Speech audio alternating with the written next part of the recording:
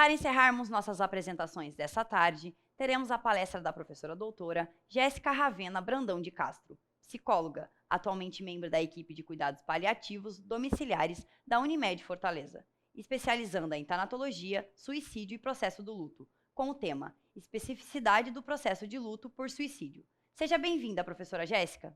Olá, sejam bem-vindos ao primeiro seminário virtual sobre perdas e luto. Me chamo Jéssica, sou psicóloga, atualmente eu trabalho com os cuidados paliativos. Hoje a gente vai falar um pouco sobre as especificidades do processo de luto por suicídio, né? Como é que se dá essa jornada dos sobreviventes? Quem são esses sobreviventes? O que é esse ser um sobrevivente do suicídio? Suicídio, como a gente sabe, é o processo pelo qual o indivíduo causa lesão a si mesmo, qualquer que seja o grau de intenção letal e de conhecimento do verdadeiro motivo desse ato. O suicídio é considerado pela OMS como um grave problema de saúde pública, né? E a terceira principal causa de morte entre jovens entre 15 e 29 anos. O suicídio, a gente tem que olhar para ele a partir de uma perspectiva ampliada. O que é essa perspectiva ampliada, né? A gente vai avaliar os pensamentos autodestrutivos, as ameaças que foram feitas, direta ou indiretamente, os gestos, as tentativas de suicídio anteriores e se ocorreu algum caso de suicídio na família ou de pessoas próximas. A gente tem ouvido muito, né, que a cada 40 segundos alguém no mundo morre por suicídio. O que a gente deixa às vezes passar é que a cada 41 segundos alguém é deixado para trás para lidar com todo esse contexto de enlutamento.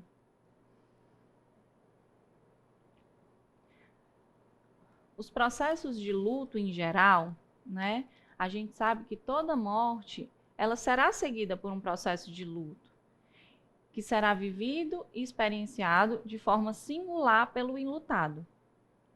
O luto é uma resposta natural e esperada a qualquer tipo de perda. Não precisa ser medicado, pelo menos a princípio, pois não é uma doença. Comparar a dor é uma tarefa desnecessária, né? Pois cada indivíduo a sentirá de maneira ímpar e singular. Sendo assim, até membros da mesma família vão lidar com as perdas de formas diferentes. A natureza da dor e dos sentimentos que se apresentam pode ser semelhante a outro, mas a vivência, a experiência é individual. Mesmo aquela mãe mães que perdem filhos pela mesma causa, por exemplo, na oncologia, né? No câncer, é a mesma causa morte. Porém, cada uma vai sentir isso de maneira diferente, porque aí interferem os vínculos, né? A proximidade com aquele ente. Tudo isso vão ser fatores que vão influenciar no luto de cada pessoa. O processo de luto está sempre em movimento e construção, nos permitindo uma infinidade de vivências. Não há um jeito certo e único de viver esse luto. Cada um vai viver à sua maneira. Uns vão preferir o isolamento, outros vão se sentir mais à vontade se estiverem próximos de pessoas para conversar sobre essa perda, né? O luto, é importante a gente ressaltar aqui, que ele não tem um tempo cronológico, né? A gente sabe que aquele primeiro ano, ele vai ser difícil. Por quê? Vão vir as vivências das primeiras festas, das primeiras comemorações, das datas significativas para aquela família.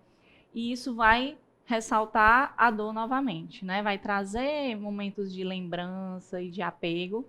E a gente sabe que esse primeiro ano ele é fundamental no processo de luto, por isso que a gente precisa trabalhar questões inacabadas ali, para que esse luto não se complique, né? Mas ele não acaba. Tampouco é algo que deve ser superado. Na verdade, o que esse processo de luto tem que ser é ressignificado. Aí, quando a gente olha para o luto por suicídio, né, a gente pode perceber que ele é um luto não reconhecido, porque as pessoas não têm um espaço de fala como em outros processos de luto. Como é que é isso, né? As pessoas sentem medo de tocar no assunto e abrir uma ferida para aquele sujeito que está passando pelo processo de luto. Então, elas evitam entrar em contato, às vezes evita fazer uma ligação porque vai causar choro, vai causar lembranças. E aí, esse sujeito, às vezes, vai se isolando, porque não tem uma rede de apoio, né? E aí, isso é um complicador. Por quê? Porque impede que o enlutado encontre um espaço concreto e simbólico para expressar e ser validado por seu luto. Tem uma autora estudiosa da pós-venção, do suicídio em si, que é a Karina Okajima Fukumitsu, que ela vai falar, né, que o sofrimento acolhido tende a ser ressignificado, enquanto que o sofrimento negado tende a ser perturbador. E aí, quem são esses sujeitos, né? Quem são esses sobreviventes? O que é que significa esse termo sobrevivente, né? O termo pode gerar equívocos na interpretação. Por quê?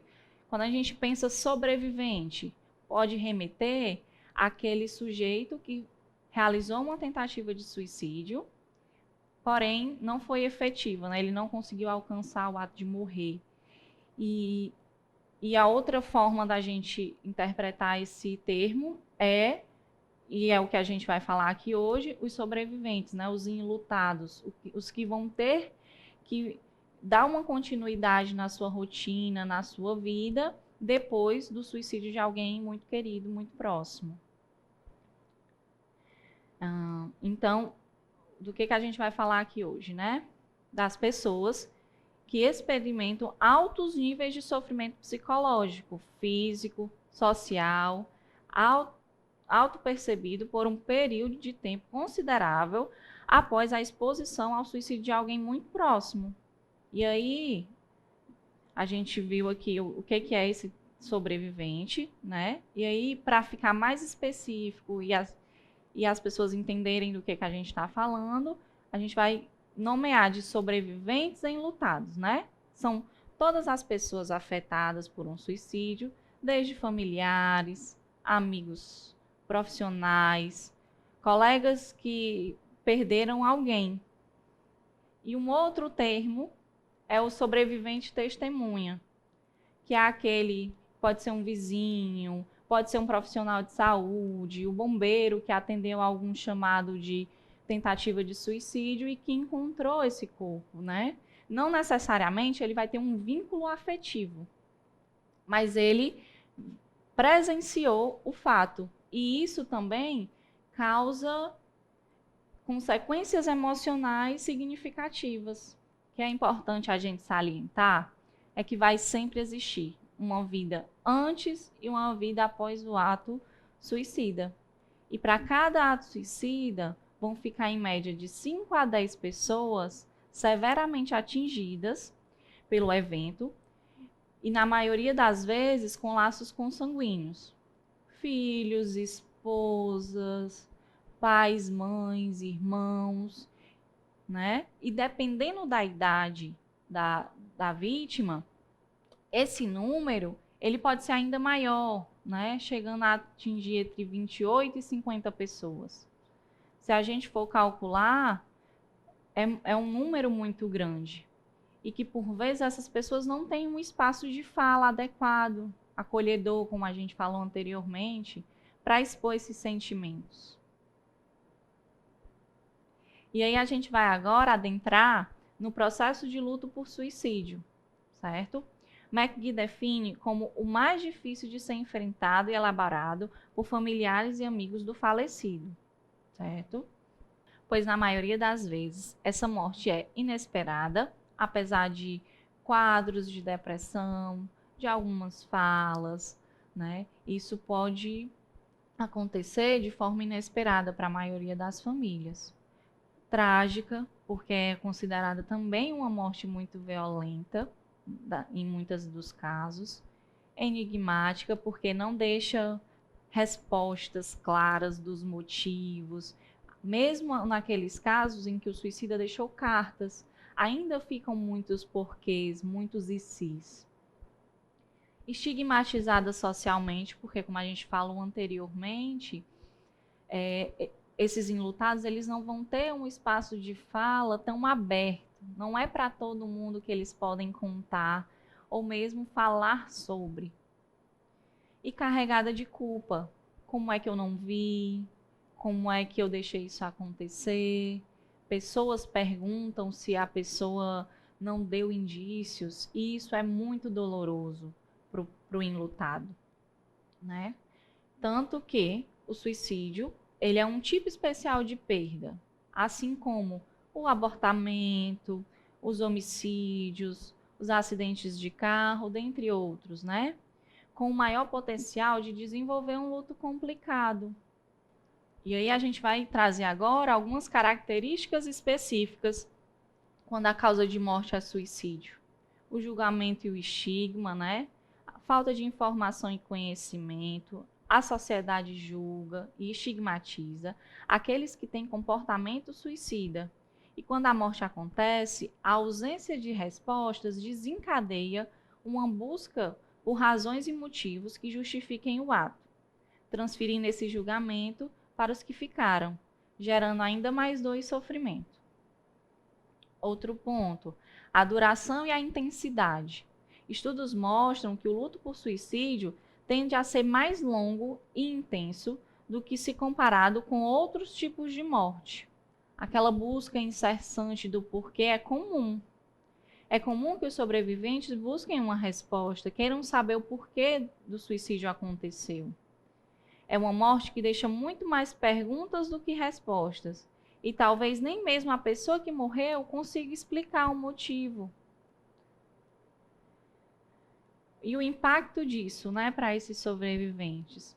Os impactos, eles são variados e dependem de fatores como a proximidade da pessoa com aquela que faleceu, se viu ou não o corpo, as crenças com relação à morte e ao suicídio, se teve outras perdas recentes, se está com algum transtorno mental, tudo isso vai fazer com que o luto seja ampliado ou reduzido, né? Vai depender de outros fatores.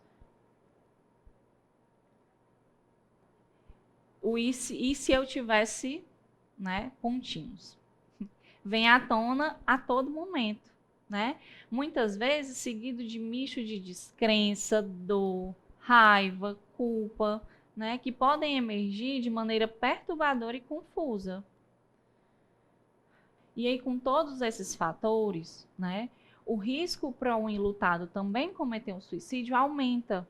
E aí a importância da gente ter um olhar ampliado sobre esse sujeito, né? Observa-se em alguns casos um aumento do risco de tentativas de suicídio entre aqueles que estão em luto por suicídio. É como se houvesse uma permissibilidade.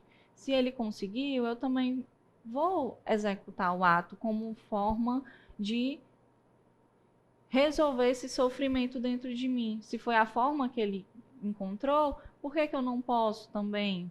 Então, essa permissão ela tem que ser trabalhada.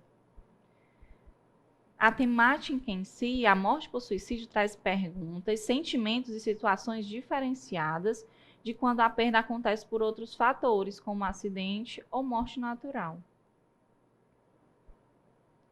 E aí o isolamento, que a gente falou anteriormente, né?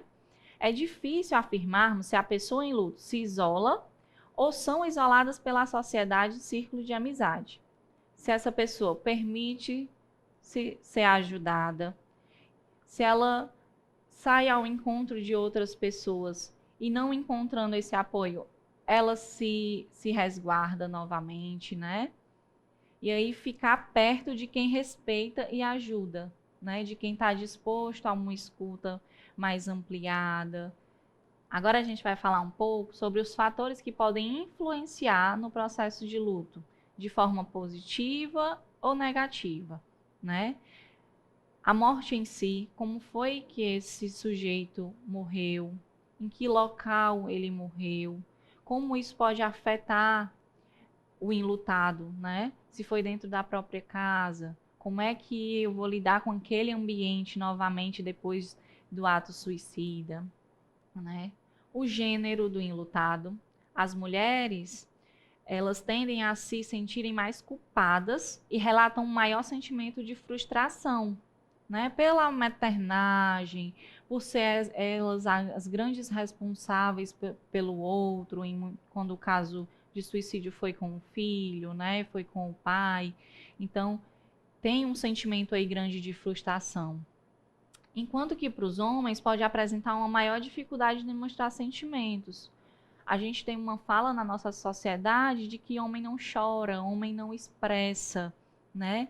E tudo isso vai calando o sujeito homem, né? E ele não pode expressar. Então isso também é um dificultador no processo de luto por suicídio.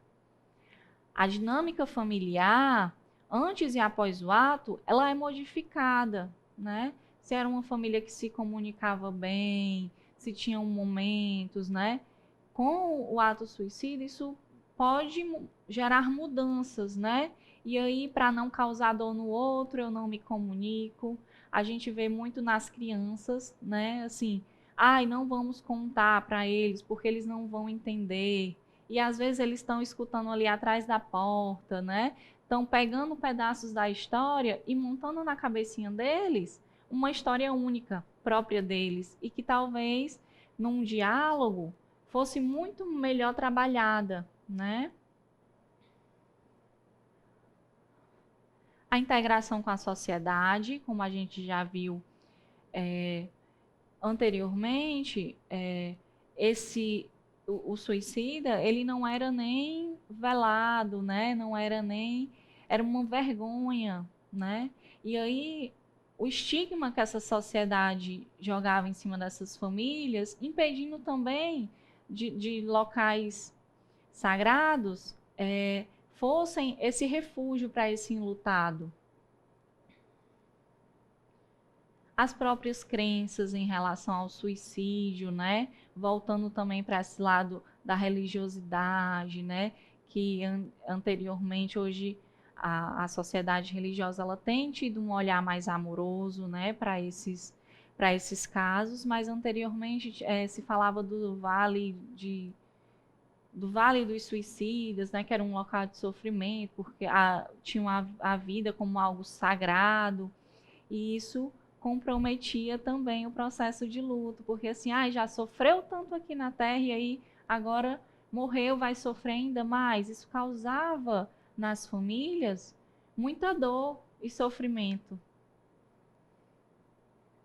Os recursos familiares, né, são também fatores, né, que podem influenciar esse luto, principalmente quando o suicida ele era o gestor dessa família, né, o que entrava economicamente com os recursos. Então isso também vai afetar essa família. E aí as dificuldades econômicas após esse suicídio, né?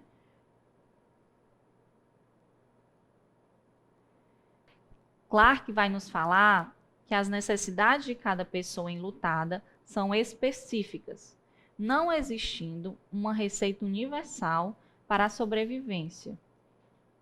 E com certeza não há nenhuma que elimine a dor da separação de um ente querido, né? Por mais cuidado que se tenha, por mais zelo nas palavras, essa dor ela vai existir e vai seguir esse enlutado ao longo da vida dele. Às vezes de um ponto de dor maior, às vezes menor, mas ela vai existir. E o que a gente pode fazer é acolher essa dor.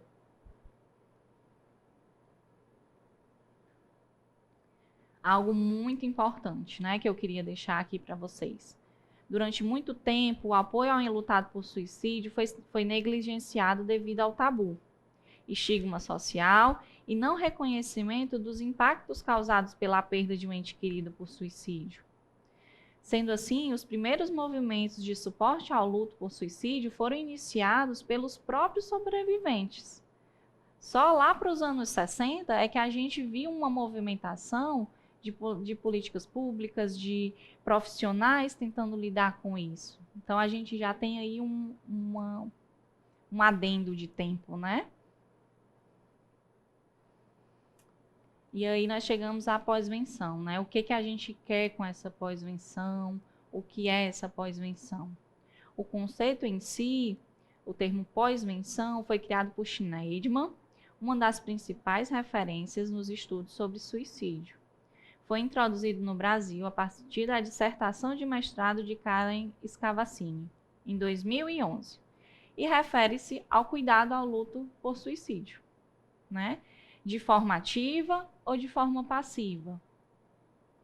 E aí o objetivo dessa pós-venção, né, é auxiliar os sobreviventes a viverem com maior qualidade de vida e menos estresse que eles viveriam se não houvesse um auxílio, né? Já são tantos pontos de dificuldade que se essa pós-venção ela não chega pelos amigos ou pela família ou por um profissional, isso se torna muito mais complicado e piora a qualidade de vida desse enlutado. E aí, quais são as práticas possíveis dentro da pós-venção? São práticas voltadas à escuta e o acolhimento de amigos, familiares, colegas e profissionais que perderam alguém por suicídio sem julgamento. Acho que é muito importante a gente ressaltar o sem julgamento. Podendo ou não levar encaminhamentos para profissionais de saúde, como a gente falou lá no início. Não necessariamente esses enlutados vão chegar a um profissional, né? Dependendo da rede de apoio, dependendo da forma de enfrentamento que ele encontrar para lidar com isso. Mas quando ele chega, é importante que esse profissional de saúde ele tenha cautela e não julgue.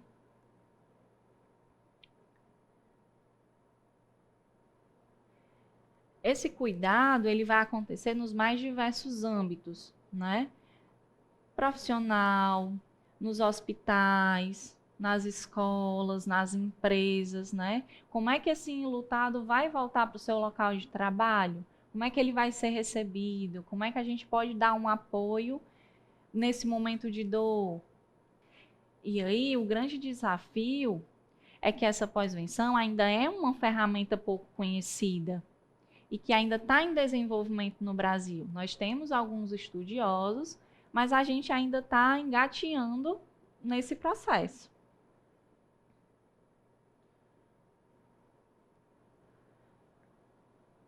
Praticamente, né? O que é que quer essa pós-venção? Quais são os pilares da pós-venção, né? Essa expressão dos sentimentos, já que em outros âmbitos da vida esse enlutado ele não consegue essa livre expressão verbal, né? Incentivo à atividade física, à retomada de atividades, né? Vivências da espiritualidade também podem fortalecer e é um dos pilares da pós-venção. O retorno ao trabalho ou o incentivo à busca por uma fonte de renda, nos casos em que o enlutado ele era o provedor, né? E uma rede de apoio e suporte social, da gente identificar e trazer para perto, né? E fortalecer esses vínculos com quem está próximo ao enlutado. Outras atividades fundamentais da pós-venção, né? São os grupos, né? A sensação de pertencimento nesses grupos favorece o processo de luto, né? Orientação de como lidar com o luto, de fazer o sujeito entender que vão ter dias mais difíceis, vão ter dias que a saudade vai doer um pouco menos, os porquês vão vir de uma forma diferente, né? Possibilitar a aceitação da realidade da perda, né? O luto por suicídio, ele gera muito uma revolta, uma sensação de abandono. Então, isso pode ser trabalhado dentro desses grupos, né? Favorecer a elaboração da dor gerada pela perda, também é um processo.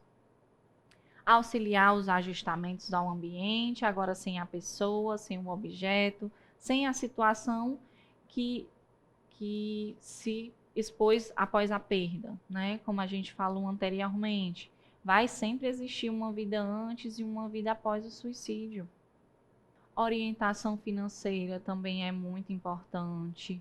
Assessoria jurídica, né? Por isso que essa pós-venção, ela tem que ter um olhar ampliado de diversos profissionais, né? Porque foram várias áreas da vida daquela pessoa que foram atingidas. Então, trazer um aporte jurídico, uma assessoria financeira para organizar a vida ali daquele enlutado, né? A criação de campanhas socioeducativas, né? Para além do Setembro Amarelo, para além da prevenção, né? É importante. E desenvolver políticas públicas no âmbito da pós-venção, para que se amplie a rede de suporte aos sobreviventes, que se faz urgente, né? Onde é que esses enlutados podem buscar ajuda, né? O CVV, a nível de Brasil, ele vem dando suporte tanto na prevenção quanto nessa pós-venção, nessa escuta qualificada, nesse lugar de fala para esse sujeito, né? Aqui em Fortaleza nós temos o Instituto Biadote, que dá também suporte aos familiares, aos pacientes que tentaram suicídio, né? O próprio Instituto, ele foi uma estratégia de enfrentamento, né? Após uma perda por suicídio. Então, é um local que entende a raiz da questão, né? O Instituto Vita Lerê, ele tem um manual bem interessante que pode favorecer informações, né? Desde o que é essa prevenção, o que é a pós-venção, como é que eu posso chegar a serviços que trabalhem essa pós-venção, né? Dicas do dia a dia, de retomada. Informações em gerais, tem alguns podcasts que eu queria indicar aqui, né? O Finitude é um que traz e levanta temáticas e espaços de falas e discussões sobre a temática da morte em si, mas tem alguns episódios que falam de pós-venção, de prevenção, de suicídio, como essas famílias podem ser ajudadas, né? O site Vamos Falar sobre o Luto também é uma fonte de informação riquíssima. Volto ao site do Instituto Alerê, que também tem informações importantes, né? Manuais, entrevistas, enfim. E aí 2 dicas de livros, né? Um é o próprio manual de pós-venção do Instituto Vita Lerê e o programa Raízes, da professora Karina Okajima Fukumitsu, né? Que ela tem um programa específico para tratar do suicídio, da pós-venção, né? Dessa temática que é tão fundamental e que foi negligenciada durante tanto tempo.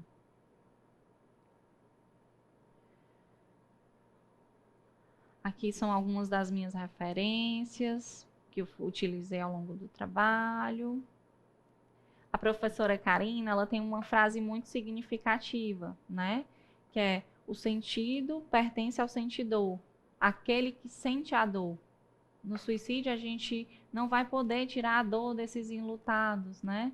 Mas a gente vai poder proporcionar qualidade de vida e alívio dos sintomas que eles forem apresentando, né? Em relação ao social, à saúde física, ao emocional, dando esse suporte. Eu gostaria de agradecer o convite por ter participado do seminário. Espero que tenham gostado e até a próxima. Gostaríamos de agradecer à doutora Jéssica. Muito obrigada por sua excelente contribuição. Com essa apresentação, chegamos ao final de nossas apresentações dessa tarde. Voltaremos às 19 horas com as apresentações que encerrarão o 4º dia do primeiro seminário virtual sobre perdas e luto. Muito obrigada a todos e esperamos vocês aqui com a gente. Até lá!